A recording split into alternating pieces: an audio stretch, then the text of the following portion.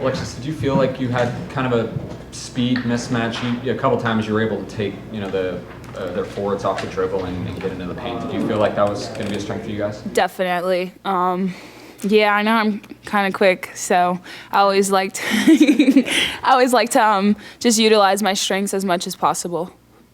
Felt like you two were kind of the 1-2 punch in the second and third quarters. Did you feel like, Deja, you were kind of building off Alexis' performance going into the third quarter, and what was that like on the court together? Oh, yeah, absolutely. She came out really strong for us, kind of getting whatever she wanted. Hit a three, was getting in the paint. I was hitting her. She was running in transition. I hit her. I think building off of that energy and she was really reading the defense really well.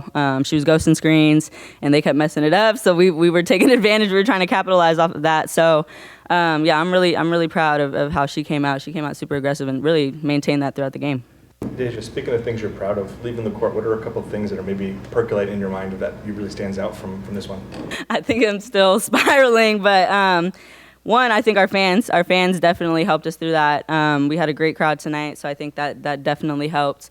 I think just our collective fight as a team. I think we really stayed solid throughout the game. They went on their run, came back. We lost our lead a little bit, but I think we stayed really level-headed.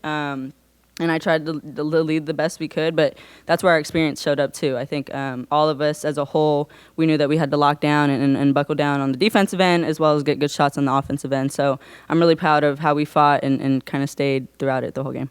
Alexis, what did the last defensive stand kind of say about you guys defensively? I mean, to allow them to come back but then to hold strong at the very end, what do you think you guys showed tonight to the nation? I think we showed a lot of pride and fight, and that's something that a lot of teams you can either just lay down and just let it roll over.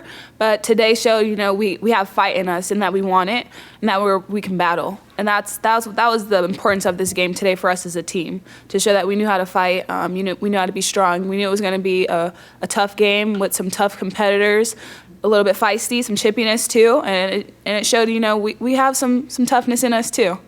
Yeah. Kind of building off that, Alexis, what did Philly kind of mean in terms of a defensive presence? And you probably haven't played that much with her because I know she's been kind of on the mend, but what was it kind of like seeing what she could do? I knew what she could do, honestly. She's got a whole lot of length on her and she's strong. Yeah, you can't, even if you just look at her, you know what she can do, honestly. But today, she's been going through her own things too, and it showed her fight too. We were battling down there for some rebounds, and she was going hard. And I'm just proud of her too. Proud of her for being strong with the ball. Even they were hassling her on the rebounds, and she didn't let up. So it was an important win for her too. Philly's a dog. Yeah. Have her back. Yeah. Can you share a little bit of what you were saying in the huddle after the game? After the game? Yeah. Yeah, I'll say some. What did I say? I said I was really just proud of our fight. I said I was really proud of our collective effort. Everybody brought their piece, whether someone played 20 minutes, whether someone played zero. Everyone brought their piece, and it was felt throughout the whole game, on the bench, in the huddles. Yes, everywhere. So I think that's super important to win games like these. Everyone has to bring their piece, whatever that is. Everyone brings their role. So I told them I was really proud of that. And of course, for us to be happy about this one, but it's only game 3, so we just got to continue to build off of it. We have another one, a quick turnaround on Tuesday, so we'll enjoy this one for now. But then we got to, keep building and keep becoming the team that we know we are. I know it's only game 3, but for both of you, this was the first win for Oregon women's basketball, a ranked team since February of 2023, and not only that, it was the first win over Baylor, a team that has kind of plagued the Ducks, especially in the NCAA tournament.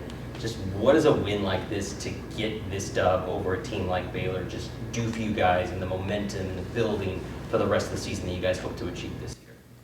Yeah, I think it's definitely a confidence builder, booster. I think for us, there's so many new faces, so we're still in the process of learning each other, gelling, and just playing together. Really, we're just getting reps too, with playing together, and we're learning in live play.